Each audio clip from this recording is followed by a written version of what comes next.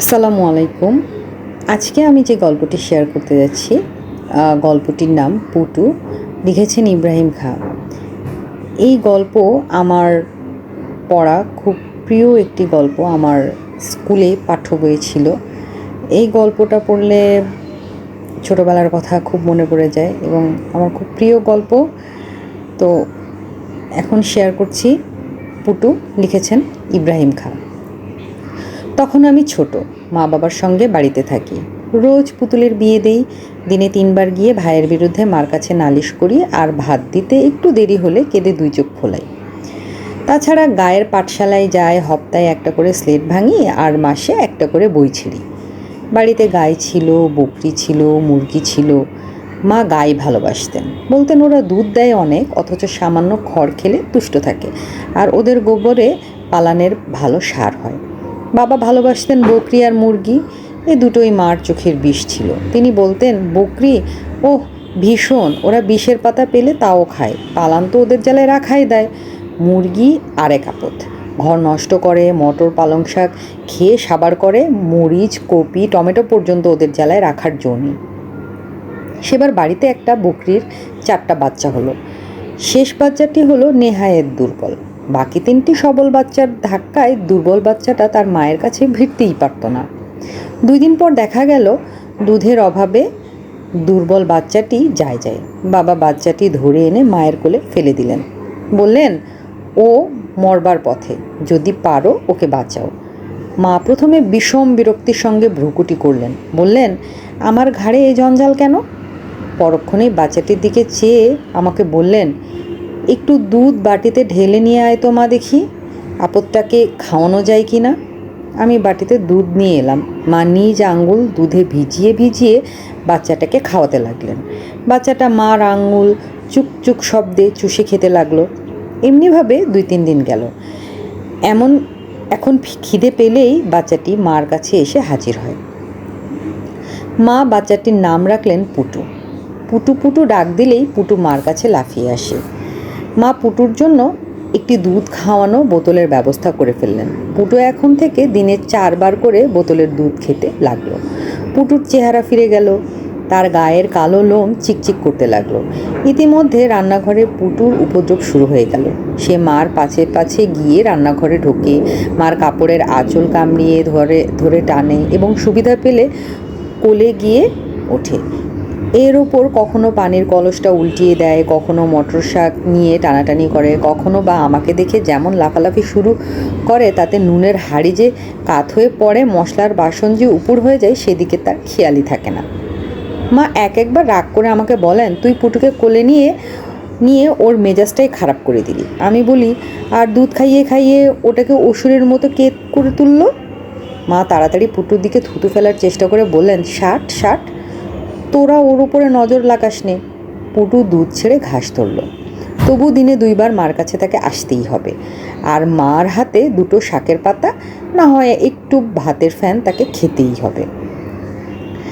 আর আমার কাছে পুটুর দিনে 2-1 বার আসা চাই, আমার গায়ে তার গা ঘষার জন্য, আর হাতে 2টো কানমলা খাওয়ার লোভে। এমনি করে দিন যায়, হপ্তা যায়, মাস আসে। পুটু রোজ মোটা হয়ে ওঠে। মাকে শুনিয়ে একদিন বাবা বললেন, ঈদ তো প্রায় এসেই গেল, পুটুও বেশ মোটাসোটা হয়ে উঠল, এবার ওরি কাবাব দিয়ে কয়েকজন মানুষ খাওয়ানো যাক, কি বলো? আমি ওসব কিছু জানি না, গম্ভীরভাবে মা এই মন্তব্য করে বাবার সামনে থেকে সরে গেলেন। বাবা এরপর আর কোনো জবাব দিলেন না। পুটু কাছেই ছিল। আমি দৌড়ে গিয়ে পুটুকে কোলে নিয়ে বুকে চেপে ধরলাম। পুটু এ আদর বুঝল, বিলাইয়ের বাচ্চার মতো চুপ করে কোলের মধ্যে লুকিয়ে রইল। কয়েকদিন যায়, বাবা আবার মাকে বললেন, দেখো পুটুকে খাইয়ে তাড়াতাড়ি আরও মোটা করো, ঈদের তো বেশি দেরি নাই। মা ঝংকার দিয়ে বললেন, তুমি কি ভেবেছো যে কয়েকদিনের মধ্যে পুটু একটা ছোটোখাটো হাতি হয়ে যাবে?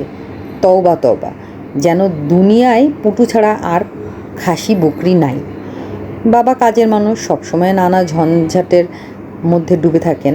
তিনি মার কথার দিকে বিশেষ নজর না দিয়ে বেরিয়ে গেলেন। পুটুকে বাবা 2-4 বার আদর করেছিলেন, এখন থেকে সে বাবার কাছেও ঘোরাফেরা শুরু করলো। বাবা পুটুর জন্য তাজা ঘাস, ভিজানো ছোলা আর কলাইয়ের ভুসির ব্যবস্থা করলেন। দেখে মায়ের ভ্রু কুঞ্চিত হলো। বাবার ওপর আমারও মন খারাপ হয়ে উঠল। ঈদের মাত্র 2 দিন বাকি। বাবা মাকে বললেন, আচ্ছা, কেবল পুটুর কাবাবেই চলবে না আরও কিছু জোগাড় করতে হবে? মা করুণ নয়নে বাবার দিকে চাইলেন, বললেন, আমি তো ভেবে রেখেছি 2টো খাসি মোরগ আছে, এবারকার মতো ওই দিয়েই চালিয়ে দেওয়া যাবে। বাবা সংক্ষেপে বললেন, কিন্তু বকরির কাবাবের কথা আত্মীয় মহলে জানাজানি হয়ে গেছে যে। মা এ প্রশ্নের জবাব দিলেন না, গম্ভীর মুখে রান্নাঘরে চলে গেলেন। বাবাও এ নিয়ে আর কোনো উচ্চবাচ্য করলেন না। ঈদের দিন সকালে বাবা খাসি মোরগ দুটি নিজে জবেও করে দিলেন। বললেন, এই 2টো বানাও, বকরি আমি জবেও করি না, মুন্সির কাছে নিতে হবে। এই বলে বাবা মুন্সির বাড়ির দিকে চললেন। পুটু তার পাছে পাছে চলল। ঘণ্টাখানেক পর বাবা একটা খাল ছাড়ানো বকরি এনে রান্নাঘরে দিলেন। বললেন, ঠিকঠাক করে নাও, আমি নিজে ওটাকে আস্ত কাবাব করব। দেখে আমি কেঁদে রান্নাঘর থেকে বেরিয়ে গেলাম। ঈদের নামাজ হয়ে গেছে। কয়েকজন ঘনিষ্ঠ আত্মীয় স্বজন এসে দস্তরখানার সামনে নিয়ে বসেছেন। মাকে নানা বললেন, তুমিও সাথে বসো মা, নইলে আমাদের ঈদের খানার আনন্দ পূর্ণ হবে না। খেতে বসলেন নানা, চাচা, বাবা আর মা। আমিও নানার কাছে বসলাম। চাকর খাসি মোরগের কোরমা আর রুটি নিয়ে এলো। তারপর এলো আস্ত বকরির কাবাব। বাবা ছুরি হাতে নিয়ে কাবাব কেটে কেটে বাসনে দিতে লাগলেন। বাবা নানার সামনে একটা রান দিলেন আর চাচার সামনে দিলেন আরেকটা রান। আমার বাসনে দিলেন সিনার এক বড় টুকরা। এরপর বাবা গেলেন মার বাসনের পানে। মার বাসনে কাবাব দেওয়ার উপক্রম করতেই মা চিৎকার করে বললেন, আমি তোমার ও কাবাব চাই না, চাই না। তারপর তিনি হু হু করে কেঁদে উঠলেন। নানা ও চাচা অবাক হয়ে মার দিকে চাইলেন। আমি ফুপিয়ে কাঁদতে লাগলাম। এই সুযোগে বাবা চুপ করে বেরিয়ে গেলেন। মা চোখের পানি মুছতে মুছতে কাঁদো কাঁদো সুরে বলতে লাগলেন, এটা আমার পুটুর কাবাব, আমি ওকে নিজের হাতে খাইয়েছি। ও আমার পাছে পাছে ঘুরতো, আঁচল কামড়িয়ে ধরতো। আমি বুঝি না ওকে জবে না করে চললো না কেন। ঠিক এই সময় বাবা ঘরে ঢুকলেন। তার কোলে পুটু। তিনি পুটুর পিঠে আস্তে হাত বোলাচ্ছেন আর বলছেন, আর লাফালাফি করিস না পুটু, এই বেলায় 2বার খেয়েছিস, আর কত খেতে চাস? আমি লাফ দিয়ে উঠে গিয়ে পুটুকে কোলে নিলাম। মা অবাক হয়ে বাবার দিকে চেয়ে অস্ফুট কণ্ঠে বললেন, এ কি, কোথা থেকে?